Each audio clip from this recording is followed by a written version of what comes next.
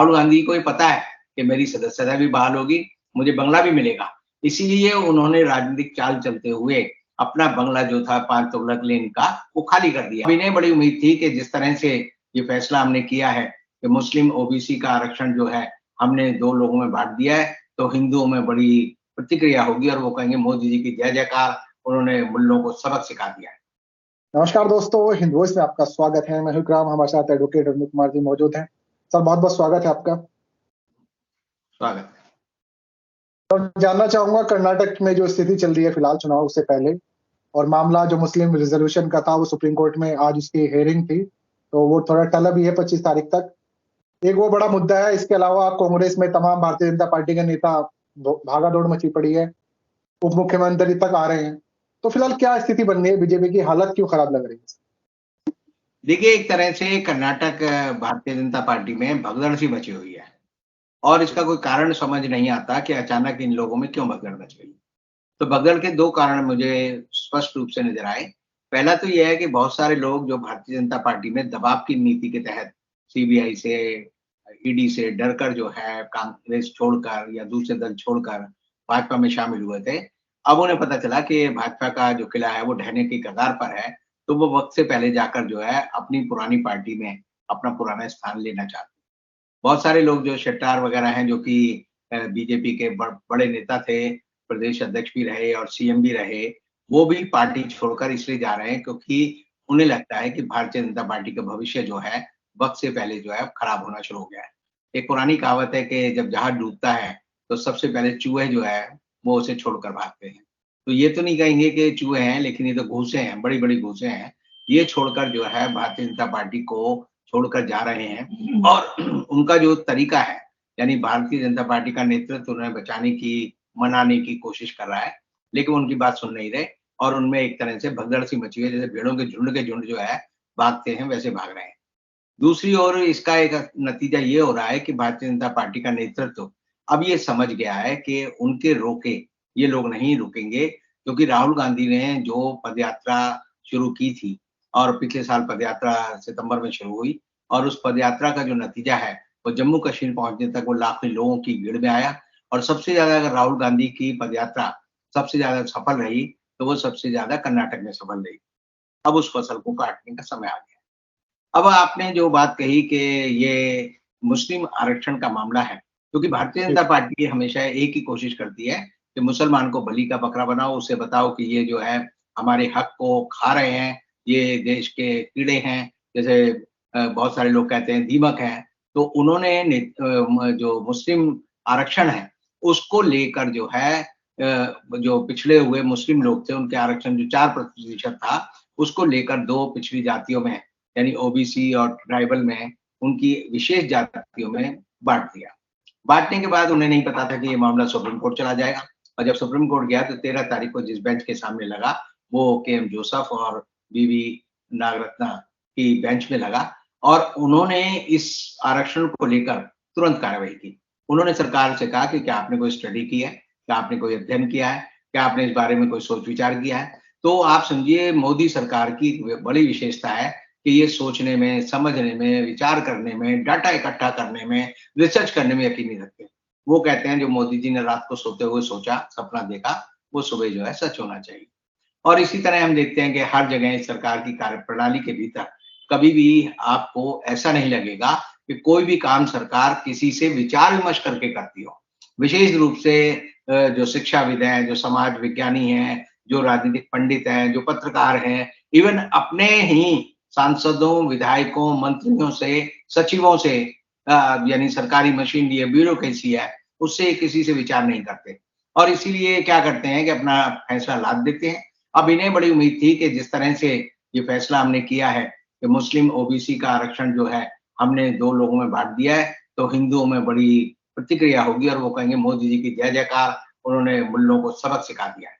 अब लेकिन जब सरकार से ये सवाल किया गया, तो अटॉर्नी जनरल जो तुषार मेहता है, वो कर्नाटक सरकार की तरफ से पेश हुए और उन्होंने कहा कि हमने कोई अध्ययन नहीं किया, लेकिन हम एक एफिडेविट देंगे।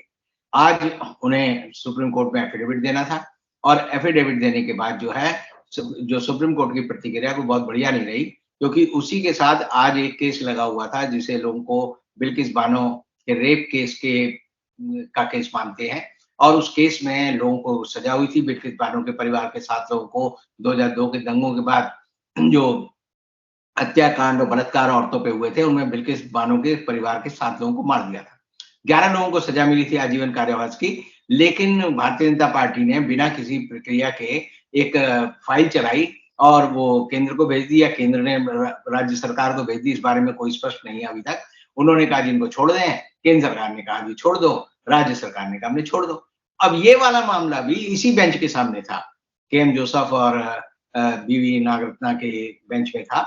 उन्होंने उस पर भी कड़ी प्रतिक्रिया जाहिर की और उन्होंने कहा इस फैसले का अंतिम सुनवाई हम जो है 2 मई को करेंगे। 2 मई जो है आप समझिए आज से 10-12 दिन बाद। तो उन्होंने दोनों मामलों में कड़ा रुख अपनाया और ये कहा कि हम जो है इस मामले की अंतिम सुनवाई, ये जो आरक्षण की बात आपने की, उसकी अंतिम सुनवाई हम जो है 25 अप्रैल को करेंगे। तो 25 अप्रैल में ज़्यादा दिन नहीं है, 1 हफ्ते का समय है। उसमें मेरे को जो कोर्ट की जो पूरी की पूरी जो प्रक्रिया है, उससे लगता है कि ये मुस्लिम आरक्षण का जो मुद्दा है, जो इन्होंने दलित और आदिवासियों को देने के नाम पर उनका वोट लेने की कोशिश की है और विशेष समुदाय को दिया है। ये नहीं कि वो उनको इन जनरल दिया है, बल्कि कुछ विशेष जातियों को, समूहों को दिया है। वो मुझे लगता है कि सुप्रीम कोर्ट रद्द कर देगा और रद्द करने के बाद जो है, एक तरह से मोदी सरकार के मैं कहूँगा जो शासन है, जो कर्नाटक में चल रहा है, जो सिर्फ़ एक ही बात पर है कि कैसे मुसलमानों के खिलाफ हिंदुओं को खड़ा कर रहे और वो खड़ा करके हम वोट ले लें। तो मुझे नहीं लगता कि अब ऐसा होगा और हालत तो ये हो गई है कि लोग अब ये लगाने लगे हैं कि क्या ये डबल डिजिट में भी पहुँचेंगे?